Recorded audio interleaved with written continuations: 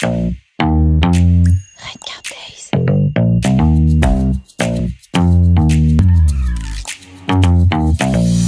Bonjour à tous. Envoice, c'est un business partner pour les marques pour faire de l'acquisition de nouveaux clients. Notre job, c'est de développer justement le potentiel client en allant chercher des gens qui ne sont pas encore clients de la marque.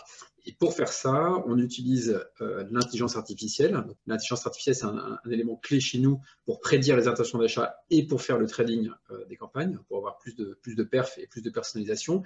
Et en même temps, on développe en fait une approche réellement respectueuse des internautes. C'est-à-dire qu'effectivement, on ne va afficher des publicités que s'il y a un intérêt, on va faire attention au capping, etc.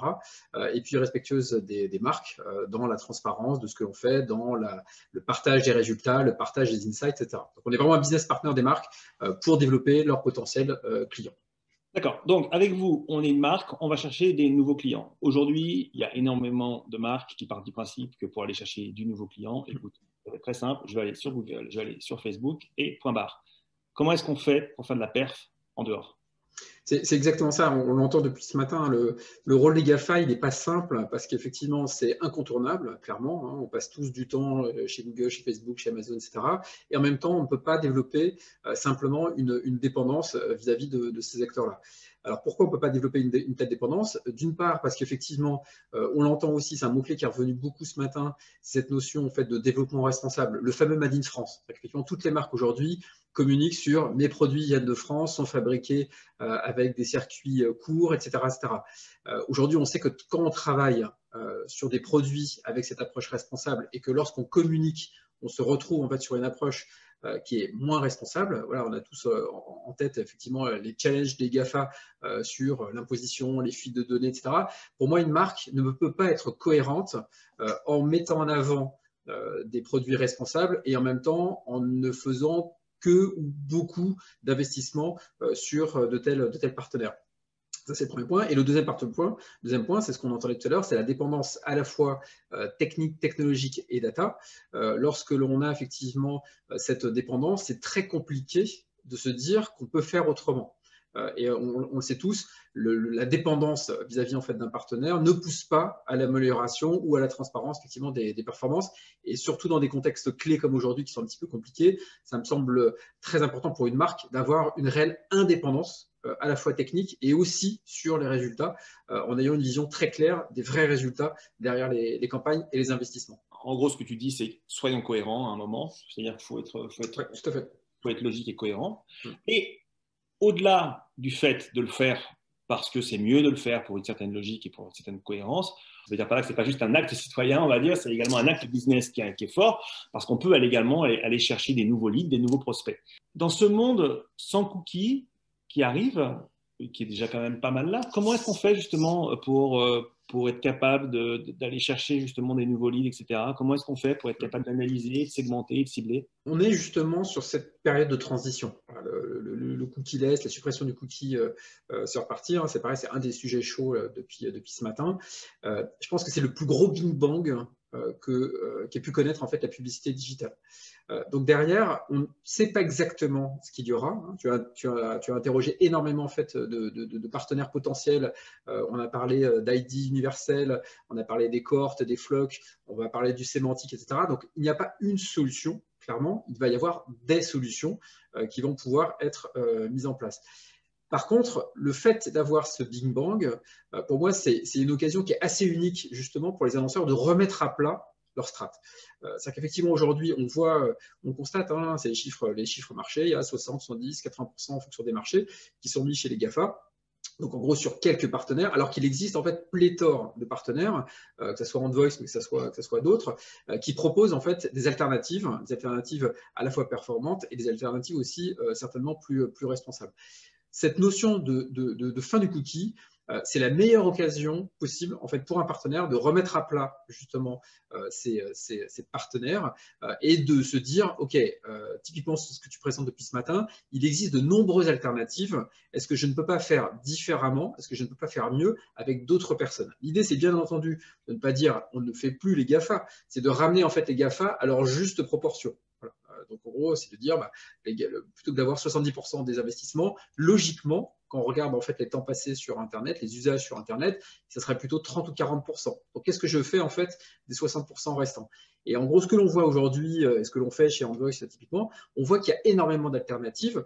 Donc, moi, ce que je dis en fait aux annonceurs que l'on voit, c'est profiter de ce changement pour être audacieux et réfléchir justement à des nouvelles façons de faire de la personnalisation, à des nouvelles façons de faire de la relation client avec cet événement qui est la fin du cookie. Quand tu tombes là-dessus, justement, sur un annonceur, par exemple, sur une marque ou une agence, peu importe, qui a envie de comprendre, comment tu l'as fait cette performance?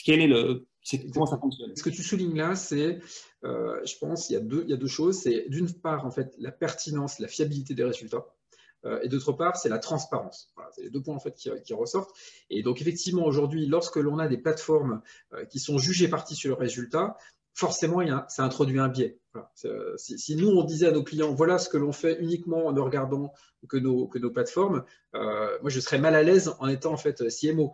Donc, en gros, ce qu'on essaye toujours, c'est de mettre en avant des outils tiers de suivi de la performance, d'attribution, de contribution, qui permettent en fait à une marque d'avoir par un acteur tiers la véritable, on va dire, le véritable ROI en fait, des investissements. Donc ça, c'est ce qui est ultra important.